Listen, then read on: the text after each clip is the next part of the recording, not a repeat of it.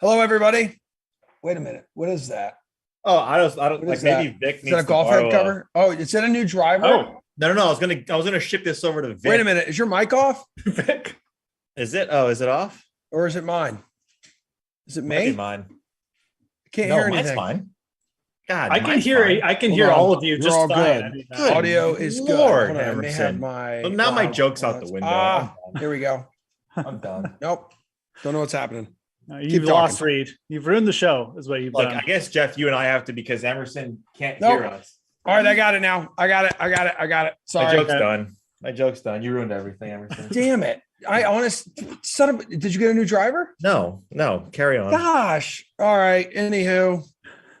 What a great start to the show. Everything's perfect as always. Happy New Year to both of you. I haven't been on this show with you since the new year turned new. Geoff, Ulrich, Reid T. Fowler, Emerson Lotzia. So week 18. Yeah. All right. We typically be talking playoffs, first round of the playoffs. Golf's back. We'll get into that.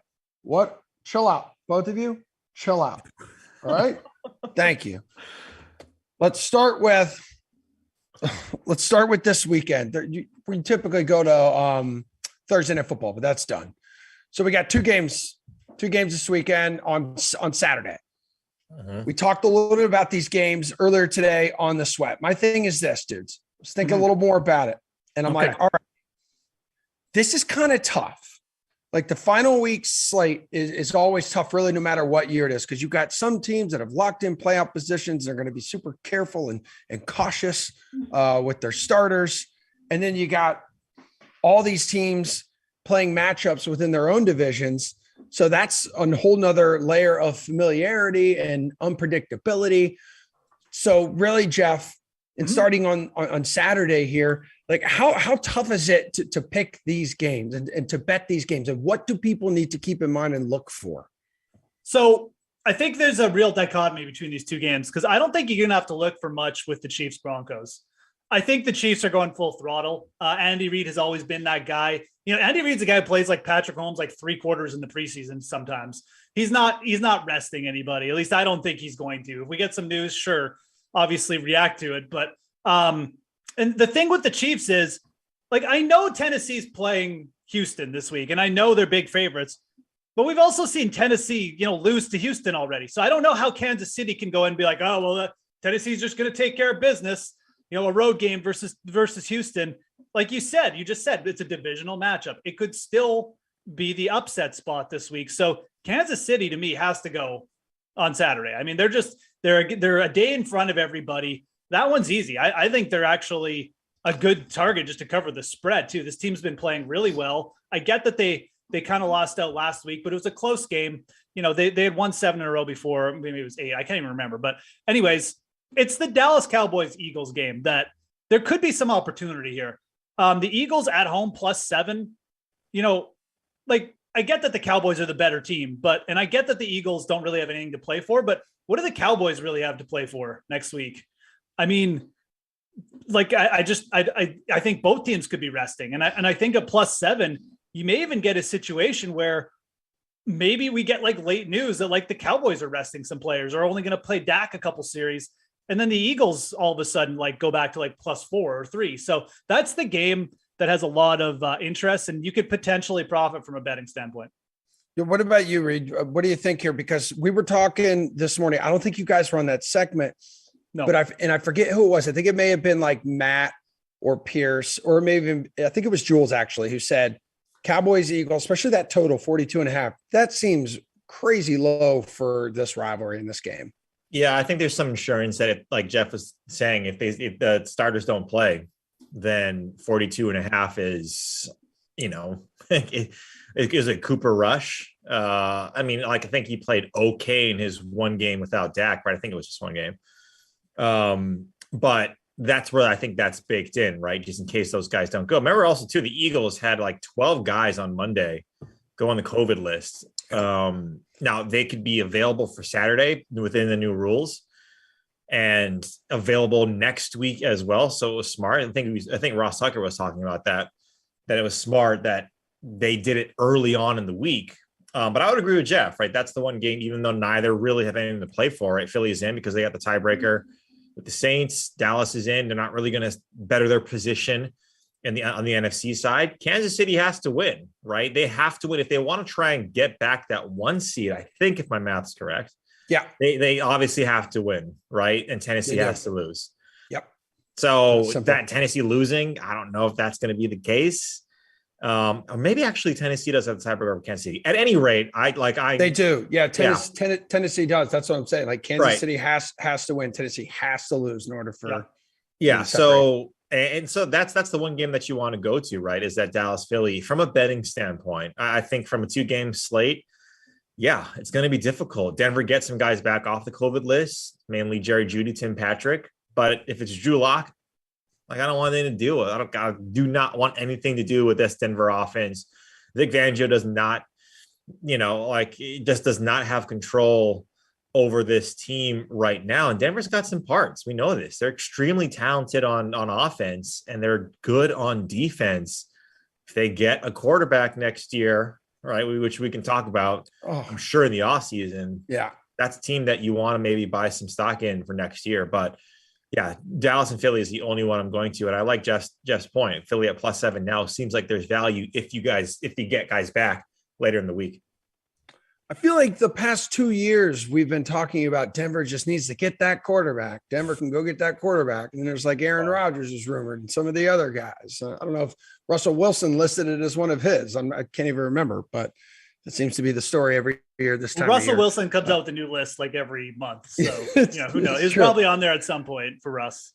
Yeah, he just texts his agent, hey, just mix it up like a little bit this time. It's like when someone copies your homework, you're like, yeah, sure, dude, just like change it up a little bit. So there's just a big wheel in the Wilson household that he just spins in like the top 3. He's also interested in Green Bay. Yeah. No. All right, which spread, Reid, are you most confident then in betting? Could be for all of week 18 here. I mean, Jacksonville +15. No. Come on. There's some big double-digit favorites. By the way, double-digit favorites 7-2-1 over the past 2 weeks. Well, that's what I was talking about too with the Jaguars, actually, right? Like they beat the Colts last year in Jacksonville with Minshew, right? And like that's a different team, right? Jonathan Taylor wasn't playing as well. That was week 1. That was week 1 with Phillip Rivers too. Yeah, 27-20. I do remember that. But this Rams game is interesting. San Francisco at +5. That's one that I'm kind of circling of. I know these teams play a lot. They play each other, twice a year, so they know each other. And I know the Rams, really like everyone's sort of backing the Rams. And I like them to win the Super Bowl. They're my preseason pick. But I think +5 might be too many points. I think San Francisco with what they're able to do. And Trey Lance, I think Trey Lance gives them a better opportunity in this game to score 20 to 25 points.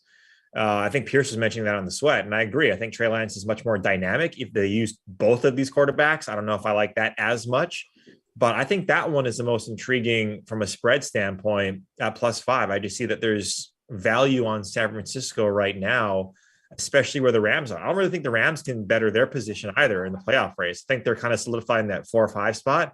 San Francisco needs to do something, right? They need this game on Sunday. So I like that +5. And you know what? Matthew Stafford, despite this team ripping off 5 in a row, Reid, like he hasn't looked particularly sharp over the last few weeks. He's thrown, 6 interceptions over the last 3 weeks here. So maybe that is why the spread is what it is.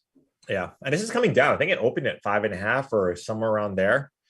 And it may even have been at 6. It was at 4 yesterday. It was at 4 yesterday. It got down to 4, but it's come back up a bit. I think you'll see a lot of movement on that line too, just because like Garoppolo hasn't been ruled out, right? Yeah. No. I think it's still up in the air. And the Niners 6-2 ATS over their last 8. Would that make a difference for you, whether you wanted to like bet this or not? I don't even know. I think I'm kind of with Reid. Like, I think I'd rather just have Trey Lance in there. He's healthy. Mm-hmm. At least he can run around a bit. And I will say, I agree with Reid. I mean, +5, I think it's a little bit of an overreaction. The Rams, I get that they want to win the division, but it's not like they're still playing. They don't get a bye or anything if they lose this game or win this game. I mean, it's not. I think you get an extra home game, right? If you're the 2 seed, you can win like that. That makes a difference. It does, and I'm not I don't know. You're trying to put yourself in the mindset of an NFL team, and it's tough. But I just like this matchup. I mean, Kyle Shanahan versus Sean McVay. And I think you look at the history of these two teams too. Like, we've seen San Francisco even last year when they were garbage, they upset the Rams. These two teams have tended to play pretty close. And I think whenever you're getting 5 points between these two teams, the play should just be to take the underdog. I like that spot. I like it quite a bit. I think I'd rather take the spread there. My personal favorite, since you asked, is going to be the Steelers. Actually, is this game off the board? I just saw it. It's not. I just saw it. +5. I think it was 5. Steelers +5, but I'll even take this one a step further. I actually like just taking the money line on the Steelers. There is nothing about the Baltimore Ravens that is good or scares me right now. I think the Steelers, they have the better defense. They have the better pass rush. They might even have the better offense right now. If Lamar Jackson plays, he's not going to be 100%. He could just get sacked a bunch of times. So I think there's real value here in the Steelers. I don't know why the Ravens keep getting this kind of respect. But I'm all about Pittsburgh this week. I think they'll at least put up a good effort here. They're also in the early games. So, they're going to have the motivation to just go out there and grab a win because, like Indy plays in the early games as well. I think that's the team they need to lose. Is that correct? Yeah. I keep forgetting. Mm-hmm. So. Yeah. And Indy, almost 15.5, 16-point favorites against the Jags. It's pretty crazy. The team led by Carson Wentz is a 15-point favorite. I mean, because you have to look who they have in the backfield and look at the defense. I know. I mean, Jacksonville has been decent against the run. Yeah, I actually think the Jags are kind of like a bet on the spread. I'm not picking them to upset, but I think on the spread, I have a little bit of interest this week. A little bit, just a touch, just a smidgen, a little sprinkle, on the but how are they going to salt on the Jaguars? The Jaguars. Team total is 13.5, Geoff. Like, how are they going to? So bad, dude. Like, you look at how is Urban coming back to coach this week or something? That's terrible. Victory lap. Like, it has to be one of the. If they're going to win, right? Let's just play this out. If they're going to win, they have to do it the same way they did against Buffalo. Yeah. Oh, right? Yeah. It's like a 13-10 game or something. Right. Put 11 in the box, right, and just stop Taylor. That's it. Jonathan Taylor. Your point. Like, they can do that. They've not been terrible at doing that in spots. But I don't know. When they did it against the Bills, it's not like they had this crazy running back threat. No, you're not scared of Devin Singletary the way you are of Jonathan Taylor here. No, definitely not. Well, on a 15-point spread too, it's not like the Colts have this high-powered offense that they can pass all over the yard, right? Carson Wentz is that's the one part that scares me about it. If the Colts, and they should, right, make the playoffs, that's the one part that you really have to worry about is you see Wentz. It's like when you're playing like rec league ball or you're just playing basketball and you have that one guy that drains one, like shoots it from 40 feet. And everyone's like, no, and it goes in without hitting iron. And it's like, swish. And you're like, oh, okay. That's actually worst for the team because you're just going to keep on going from Jimmer Fredette range. And that's what Carson Wentz potentially does. Like, he makes these amazing throws and you're like, wow, that is amazing. But the probability of making that throw over and over again is probably not that high. And then he keeps on making them and he keeps on making mistakes. And so I think Geoff looks at this and says, plus 15. Yeah, Carson Wentz is good for like a pick, maybe even a pick 6, right? Because he does these things where he gets nervous in the pocket and then he just throws YOLO. And that could be definitely a pick 6. The problem with the Colts minus 15 is, okay, there's obviously a scenario. Jonathan Taylor rips off an early 60-yard touchdown. They get ahead by 14 and they cover. But like if Jacksonville holds them, maybe they get a special teams player. Maybe they just like get up like 6-0. I mean, you're asking Carson Wentz then to come back and potentially cover. Like, I think there's enough scenarios there where the Jaguars offer a little bit of value at this big a price just against the Colts. And like this, they are at home too. I mean, it's Carson. It's not just Carson Wentz. It's Carson Wentz on the road. So yeah, interesting spot. I know I can't remember who I follow tweeted out. Oh, I so hope the Jaguars win this week. But man, with that, if the Jaguars do win, how great! Like the playoff picture is just going to go topsy turvy here, man. I mean, it's going to go crazy. So really interesting early games there. The 4 games that the Jaguars have been double-digit dogs, they're 2-2 ATS. They covered against the Bills, obviously. They covered against the Colts, and they're 10-point dogs. That was 23-17 in week 10. And then the last 2 were against the Rams, where they lost by 30, and against the Patriots last week, where they lost by 40. So, enter at your own risk. You want to bet Jags plus 15. Well, you mentioned it earlier, like the home teams won the last 8 matchups? Last 8. Like, and then the Colts haven't won in Jacksonville since 2014. That's when Emerson was maybe a 25 handicap then. Yeah. A little better now. Yep. And we'll get to the Century Tournament champions here coming up. But I know, just in case anyone watching did not hear, if the Jaguars do win, then Sunday night between the Raiders and the Chargers, that just needs to finish in a tie. So that's where all the talk online would be like, would they kind of have this gentleman's handshake and play and play to the tie? Could you just really, all right, let's say it happens. You don't see them just kind of like, I don't know, maybe meeting in, Concourse C or something. And NFL coaches aren't smart enough to do that. Right. And why do the Chargers? They're too pig-headed. The goal is to make it to the playoffs. Once you make it to the playoffs, again, like anything can happen. Your team, your franchise makes more money. The guys say, okay, hey, it's not like a bowl series where all colleges get money because a team makes a bowl. Like the AFC West isn't going to be like promoted like the Premier League. It doesn't matter. But it guarantees that your team. It guarantees that your team would be in. And but the Raiders, if you risk losing, then you're care out. Less about the Chargers and vice versa. These are heated rivals. I don't know, man. Okay, so let's play this out and they do that. Then what happens if there's a tie? Because that's a scenario that happens. That's only happened once, Detroit and Pittsburgh this season. So now you get a second tie when the outcome is both teams get into the playoffs. Then what are you going to open up? Pandora's box.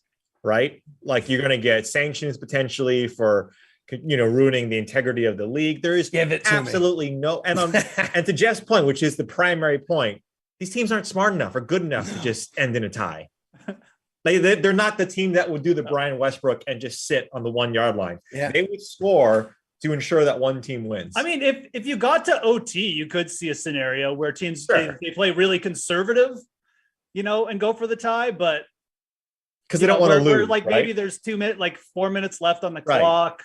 That the other team doesn't call the timeouts. Just lets the team gets a first down, and then all of a sudden the clock just runs out. But they're not going to come out and start kneeling with 5 minutes left or something. I think that'd be no, dude. I would just say expect the unexpected. After America's team upsets the Colts, we are all fans. I hope it happens just because I want to see. Me too. I just have a feeling like something's going to happen where that's exactly what we should be rooting for. It would smash television records if that's what it came down to. And the Raiders would disappoint if that many more fans watching on national television. I can't wait to watch you. They do. Dude, you angry tweeting on Sunday night. I can't wait. Just get me to Sunday night already. What about guys? Let's do some DFS here before we turn over to golf.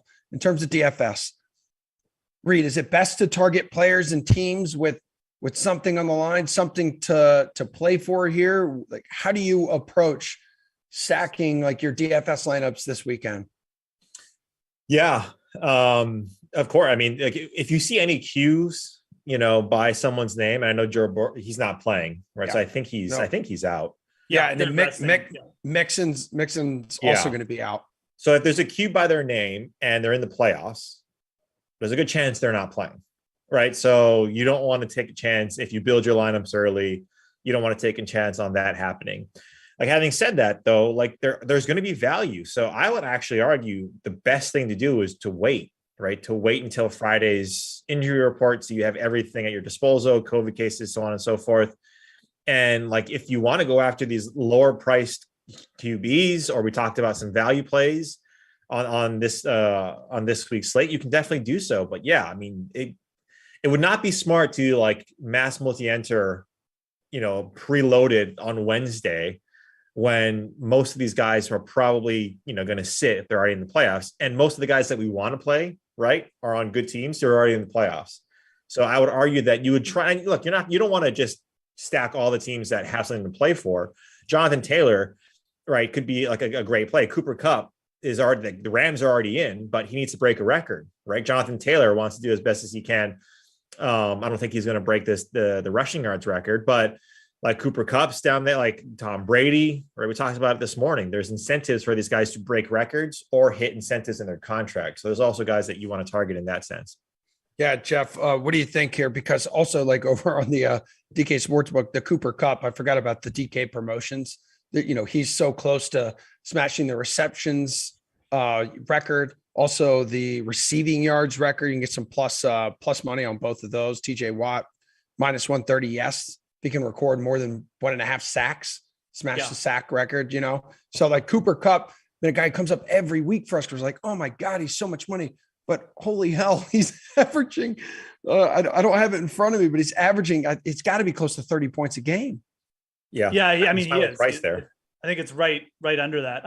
Okay. I think those for DFS, it's kind of funny.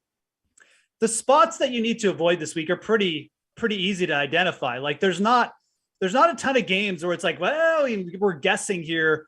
Green Bay, obviously, like Aaron Rodgers isn't playing the whole game. He's going to be out there a bit, but he's not playing. We talked about that Dallas game, but now Cincinnati has already ruled their guys out. So you could play their backup quarterback. At least he's playing the whole game. I'm not suggesting you should. I'm just saying at least But the rest of the games, I mean, like maybe it would get some rest guys from Tampa. That's one area you might want to just avoid.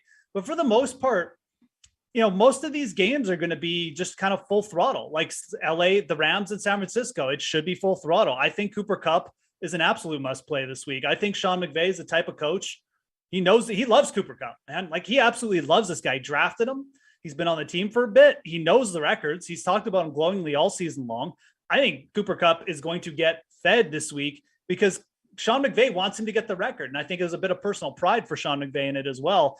And I think the same goes for TJ Watt. I think the Steelers defense, like I said, I think they're live. Like I think you should be chasing these things because these matter to the players and they kind of matter to the team and coaches too. So there's a lot of spots like that. Like ultimately, I think there's only a few games here where, like Washington, New York. I mean, I don't know. You could think about Saquon. I don't think the Giants are going to rest Saquon or anything like that. Well, he's questionable. I shouldn't say that. So maybe that's something to look into. But I don't think they should kind of resting. Like maybe like a Saquon or a Dalvin Cook gets ruled out. But I think for the most part, like the spots to avoid are going to be pretty easy to identify. And there's actually going to be a lot of it's not going to be that disnormal a slate, I guess is what I'm trying to say. Yep. There's going to be a few backups starting, but I think most of the spots will be pretty easy to point out. Because we mentioned it on the sweat. What did we talk about? We talked about a player around $4,000, under 4K, because last week there were 4 guys under 4K who scored 20 points.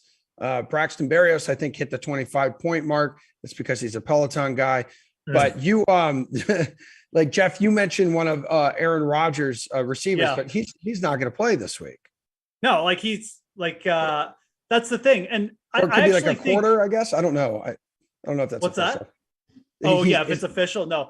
Well, I think what Aaron Rodgers says, he's definitely going to play some. Like he wants to be in there for some of the game. He wants the momentum. He said he was big about that, but I actually think there's less opportunity for like the cheap guys this week. Like if you're just looking around the league, I mean, the Berrios thing was kind of injury related and, more just an opportunity thing. But I mean, there's not going to be necessarily that many guys resting, and the guys resting who are like the guys who are getting the better opportunities, like the Equanimeous St. Brown, the name I threw out. I don't know. Like it's really not that good an opportunity. Like, yeah, he's going to get more targets, but it's Jordan Love at quarterback. And I don't really know how good Equanimeous St. Brown is. This is his 3rd year in the league and he still can't crack like even like the third best wide receiver on Green Bay. So those are the kind of guys we're chasing here. I don't think there's actually going to be like a ton of guys under 4K do that much, if I'm being dead honest. What about you, Fowler? You like someone down that neck of the woods, or talking about value, cheaper guys this week? I mean, I mentioned Jakeem Grant. Jakeem Grant. That's who it was. Just because, like, why not, right? Justin Fields is playing, and last time Justin Fields and Jakeem Grant, we saw that big game against Green Bay. Like, Jakeem Grant was his like go-to guy, and he was the only one making that Bears offense look dynamic outside David Montgomery. So I do like that. I mean, Sammy Watkins he's on a 1-year contract. I don't think he's doing much because he hasn't done much.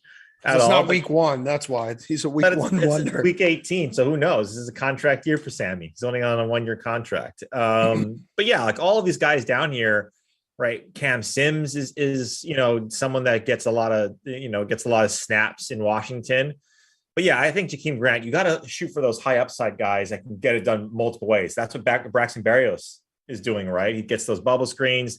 I'm sure he was auditioning for Tom Brady because that just seems like a Tom Brady type of receiver. So that's what you want to target, are those type of players. And that's why Jakeem Grant was one of the guys, especially against Minnesota, who has the worst secondary. By DVOA, it's actually not bad. But in terms of fantasy points given up, I'm sure because they go up against Devontae Adams twice. They're the worst in the league. Niko Collins is interesting because Davis Mills, this guy just throws everywhere. Like, he just throws everywhere. And if you're Tennessee, you're probably going to say, we don't want to get beat by Brandon Cooks. Niko Collins is that big receiver. You saw back in week 14, he had 10 targets. Like, if he just gets a touchdown, he's going to get close to that number. He's a big guy, had some injuries this season, but he was someone that I was taking a look at as well. I think the Texans too are going to stick with Davis Mills, like going into next year. I think that's who would you rather have? He has not looked that bad ever since he retook over the potentially the second best rookie quarterback this year. I mean, you're not kidding. No, you're not kidding. Yeah. So yeah, I'm pretty excited for this last week of the regular season. A lot online for a lot of teams, but I'm also really excited here, dudes, for some primetime golf, baby. It is back. I love this time of year where the calendar turns to January and the PGA Tour is chilling out in Hawaii for the first 2 weeks. And we're sitting here on our couch, stuffing our face, having a beverage and watching primetime golf. And like, it doesn't get any better than that. And Reid, we're back over in your homeland of Hawaii this week for the Century Tournament of Champions. We didn't get to too much DFS this morning on the sweat. So if you guys want to start there, who is atop like your rankings, like who you would stuff in your lineup here, Reid? I know you've been a big DeChambeau guy. Yeah, I think Bryson in this tournament is someone that I'm going to take a look at quite a bit at 10-2. Like, the reason why these three are at the top, right? Rahm, Morikawa, JT, those are absolutely true. And you could argue too that Cantlay should be right here, right at 10-4, and you wouldn't balk at that. But when you take a look at DeChambeau and what he can do at this course, he can absolutely tear it apart, right? It's got to get his putter has to work. The wedges have to be there for him because he's going to be bombing it 370, 350 yards on this course. We've seen guys use their driver to their advantage, like the DJs of the world. Yep. Well, it's not necessary to win here because Spieth, right? Because Patrick Reed, they've won. It's not a prerequisite, but I think outside of Augusta National, Kapalua is the one course where strokes getting off the tee matters the most, just based off of stats, right? And look, a lot of these holes are downhill, downwind. These guys are bombing it 400 yards, 375, 80 yards. So it doesn't really, right? Those stats are kind of weighted in that sense. But I just think when you have someone like him who's been grinding this entire offseason, we've seen it because he just posts a ton and he's a content creator now. I think he's someone that's coming into this being like, I want to be as prepared as possible. I want this season to be top notch for me. I just got embarrassed by Brooks after I was calling him out all preseason or all off season. I think he's going to come out here and at 10-2. And I think at plus 1,200 on the sports book, I think he's a decent play. Yeah. And his two previous starts here, I believe, are a pair of 7 pair of 7th place finishes. Yeah. Yep. So Geoff, who's a guy you really like almost like your must start here? Probably Victor Hovland. I mean, obviously everyone's, the whole lost club narrative is, I guess you could say it's discouraging, but I also just think it's probably going to create an opportunity here. I mean, the dude has wins in both of his last 2 starts, and the wins, one of them came against a very similar type of smaller field in a tropical setting on a course where there's, a bunch of easy scoreable par 5s. And then the other one came in Mexico too, in another tropical setting. I mean, it just doesn't get too much clearer than this. The guy's just so good tee to green right now. And, this has just been, to me, this tournament it sounds weird because everyone's coming in off a bit of a break, but like the people who do well in the fall and like right up to the end of the fall, they always seem to come in here and be the ones who grab the win. I mean, like Xander, the year he won here, he won a WGC in the fall. Justin Thomas won in the fall, the year he won, or the first time he won. We got numerous examples of it. I remember Zach Johnson did like something similar. He won twice in the fall, came in here, grabbed another win. It just feels like, these guys are riding the momentum, catch the rest of the field off guard. And I think Victor Hovland is just so good at golf. And when he's playing like this, I think he could just catch the rest of this field just a little bit off and grab another W. So for 10K too, for DFS, he's a bit underpriced. I mean, I really do think he is.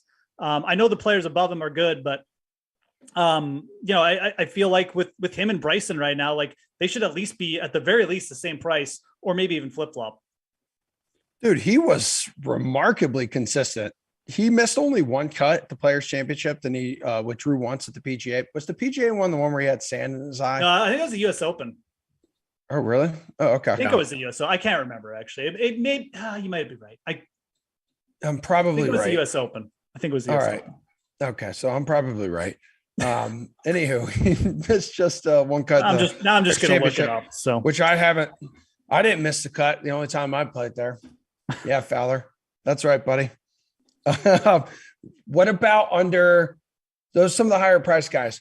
The one I wanted to get at, because this is such a unique tournament, it's all the previous winners. So I think there's only about 38 guys now who are going to be teeing off tomorrow afternoon around 2:30 Eastern time where we are. But what about some of these like cheaper guys? Because Geoff, when we ended the show today, you said we could talk about it more tonight here on the slate. And here we are. Are there a few guys you like that are on the cheaper side in this tournament? Oh yeah, absolutely. I mean, look, it's a 4-round event. Everyone's going to get 4 rounds, no cut. I think the popular targets will be guys, like a Kokrak or a Taylor Gooch at the 7,600 range. But I actually like loading up on the guys under 7K in this event. I mean, I think Max Homa is a perfect type of GPP play. If his putter shows up, his long game is generally like very consistent. And Max Homa is one of those guys, doesn't do anything like spectacular, but when he puts his full game together, he can just go out and compete against pretty much any field. And obviously we saw him grab a win in the fall as well. But I think he's ready to just like power up, maybe even to like another level this year. So a player I like. And then I mean, I think there's multiple players you can play at like 6,100 and below, 6,200. Reid mentioned Cam Davis's birdie rate, but I really like Joel Dahman this week. I mean, he's kind of a momentum player. When everything's rolling good for Joel Dahman, he makes a lot of birdies and his putter can really heat up. And his last 5 starts have been all solid, good DraftKings producers. So I think at 6,100, that's probably my favorite target there. But I'll even throw out like Lucas Herbert at 6,100 too. I think there's multiple players you can play from this range, and then you can really load up on the big studs. All right, sweet. Reid, can you promote the promotion that you're doing right now too? Is that still a thing? Are we allowed to do that here? Oh, you mean the one and done? Yeah. Giveaway? The giveaway Geoff, that you're doing? Geoff did it as well. Geoff, you did it as well? Okay. Oh yeah, I have to get my guy the ticket actually. Oh my God. Okay, cool. Awesome. Yeah. Make sure you guys always take part in Geoff's giveaways. I don't know. Cause I was ripping down your Twitter feed here. Cause I know you had an article on this one, right? With some plays. Yep. So yeah, just go to my Twitter and you see what Emerson's talking about. But like some of the guys down here are very interesting. Maybe not necessarily for DFS. I think that if you take a look at some of these guys in the sports book, I mean, Sturt Sink is like plus 200 to be in the top 20. Like he had 2 wins last year and he plays and he lives down south where you get a lot of corollaries to this type of course. He's at 6K. I would not play him in DFS. But yeah, I think Cam did, and like he's got an amazing hat tan, baby. This is all photoshopped, by the by. Oh God, it's there. He's like, all right, dude, Oh, it's I'll great. send you $20 under the table, just like tan my head a little more. Yeah, no, that's great. That is airbrushed for sure. It's like Ulrich. Yeah. I don't know if Ulrich doesn't get out of the sun. There's no sun where he is. Ulrich doesn't leave his house. So yeah. Seamus Power is it's probably my favorite. At $6,600, he's 11th over the past 50 rounds in DK points scored and gained. A lot of that comes though from smaller tournaments, lesser strength of field tournaments. So you got to take that into consideration. I'm bullish on Garrett Kago because he's on the old season long, but that's for the entire year, not for this tournament. I think you need some history in this tournament. But yeah, it's probably the one guy that I like down here, Seamus. But I think everyone's no one's going to be unrostered in this tournament, right? So it's the don't where you're not trying to find a needle in a haystack here. Everyone's going to be rostered. But I think that there are some players that won't be. And I think one of those guys might be Seamus. And on the betting side, you mentioned here, I found your article, Sung J M's one of the guys you like. Oh, at plus 2,200. Now, also correct me if I'm wrong. Sung J M is on your season-long fantasy team. Well, like Geoff always alludes to, when you pick good players, it's hard not to talk about them. My God. You've been with Ulrich too long, man. The guys that I think are going to win are not on my team, right? So, look, the thing about Sanjay is we know what he does on Bermuda. We know that if he can putt well, we know that his irons and his ball striking is definitely there.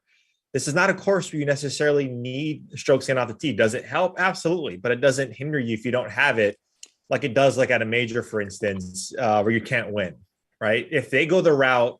And another thing too, guys, is that I want to see guys who've scored and have won a tournament at this average winning score, which is about 25 under. And Sanjay's last win was exactly that. I think he shot 25 under in his last win.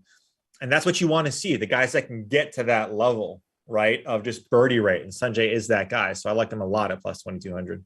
Yeah, he cashed the top 5 here last season. Yep. I guess the DFS strategy, how different is that for you for on the betting side this week, Reid?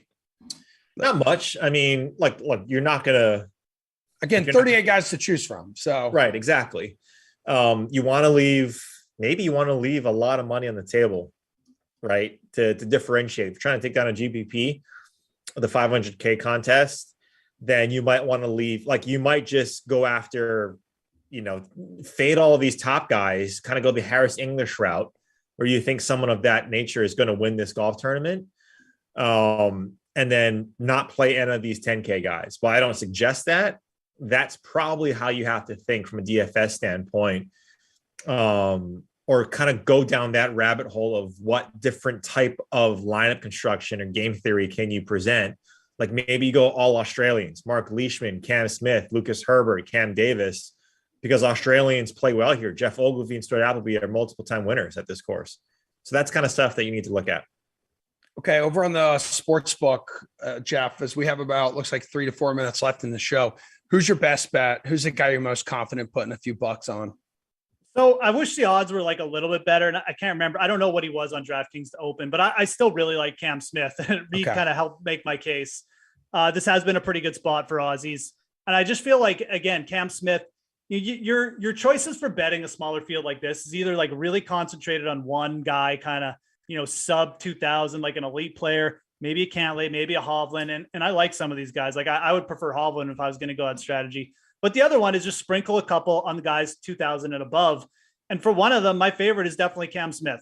T4 at the RSM, this guy's just found just a super consistent game with the putting, the short iron play, and the around the green game. And I feel like it's going to work really well. You've seen guys like Jordan Spieth, even a guy like Harris English have a similar game. Just, really, really sharp with the putter and gain a bunch of strokes there. And then all of a sudden, they're at 22 under and they kind of just roll in a few putts on Sunday and win. And I think the other guy that I like in that range is Sung J M. Lots of fall momentum, great Bermuda putter, just a good all-around game. And I think it reminds me of some of the winners of the past year. So those are my two. That's where I like going to that range this week. Those are probably my two top favorite bets. Reid, is there good value on this board? Yeah. Oh, yeah. Because these are all past winners. I mean, look, Harris English won at sub, what is he, 25? Like, depending on what book you got him at last year. He could have been anywhere from 33 to 25. And look, they only have to beat out 37 other guys. At what other tournament, right, is that the case where you can get odds of this nature? You can't, like the hero, you don't really get these type of odds. So, and look, the average winnings, I think the average odds of the past 5 winners is plus 1,800 or around there. So like Geoff was just alluding to, that range, that chunk. And if you take a look at the entire season, guys, like plus like 6,000 to plus 5,000, like that range is where we saw most of the winners. If that's the case, I mean, you got Finau, Patrick Reid, who has amazing course experience. Get Brooks at plus 30, like plus 3,000. Like, so there's definitely long, man. Make a fat chunk of change on that. Yeah, there's definitely value here. All right. Any closing thoughts here as we have a couple of minutes to go in the show with the Century Tournament of Champions, Reid? No, sit back and enjoy. Don't worry about where you are if you're in the cold darkness that is the atmosphere, the world that you're living in right now. Just enjoy watching. Golf is back. Football is coming to the fun part of the playoffs. So just sit back and enjoy. Did your uncle end up making it down to the course to hook up Hovland with his 9-wood? Oh, no, he didn't. No, he didn't. I wish he did. 9-woods are great. They're like, like a little baby, like the if Nick had the 9-wood, the special 9-wood, I would definitely be going all in. But without the 9-wood, it's more of like just a stay away spot for me. So, and they don't have manufacturing trailers there. Equipment trailers. They don't have them there. So they do not have them. Okay. I didn't know. Hovland's really just making his own clubs this week. He's just literally like tearing down a palm tree. Superstore. He's got to go to Was he Tom Hanks? Wilson, help me out. I'm trying to make a putter. All right. We're out of here. That was a good show. Thanks guys for hanging out with us. Thanks everyone for watching. Shout out to TP on the 1s and 2s and producer Eamon putting up with us as well. Much love and adios. Bye, everybody.